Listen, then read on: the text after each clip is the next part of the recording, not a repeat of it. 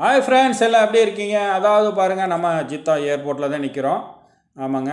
அதாவது இந்த ஃப்ளைட்லாம் லேண்ட் ஆகி வெளியே வரவங்களாம் அந்த வழியாக தான் வருவாங்க. அதோடைய கீழ்த்தளம் தான் இது.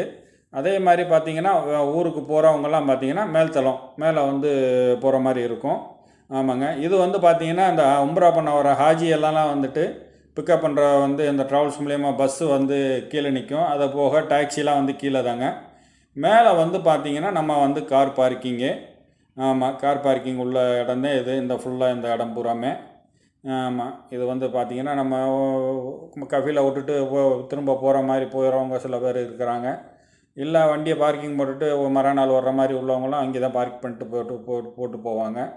இது பாருங்கள், உள்ளே நல்லா அருமையாக செட்டப் பண்ணி வச்சுருப்பாங்க. இது பார்த்திங்கன்னா நடுவில் அந்த வாட்டர் ஃப்ளோ இருக்குது. அதுக்குள்ளே ஃபிஷ்ஷெல்லாம் போய்கிட்டு இருக்க மாதிரி இருக்கும். அழகாக இருக்கும் பார்க்குறதுக்கு.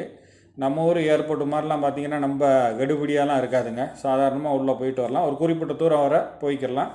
அதே மாதிரி அவங்கள வர்றவங்கள பிக்கப் பண்ணுறத மாதிரி இருந்தாலும் அந்த ஓரமாக நின்றுக்கலாம்.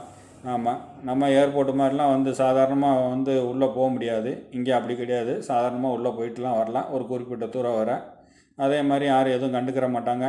நம்ம ஊரில் தான் என்னமோ துப்பாக்கிலாம் வச்சு நின்றுக்கிட்டு நம்ம டெரஸ்ட்டாக நம்மளவே இதாக பார்க்குற மாதிரி இருக்கும். இங்கே அந்த மாதிரிலாம் கிடையாது. சாதாரணமாக போயிட்டு வர மாதிரி தான் இருக்கும். இதே மாதிரி பார்த்திங்கன்னா துபாய், மலேசியாலாம் இதை காட்டியும் ஃப்ரீயாக இருக்கும்.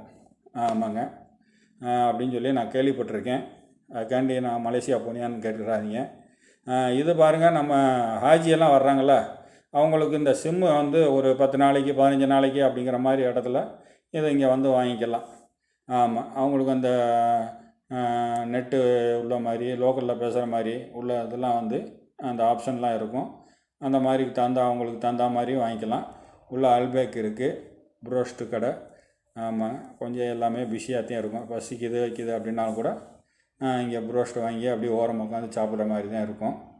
பாருங்கள், ஏர்போர்ட்டில் எல்லாம் ஹாஜியெல்லாம் வந்துக்கிட்டு உம்ராவுக்கு போகும்.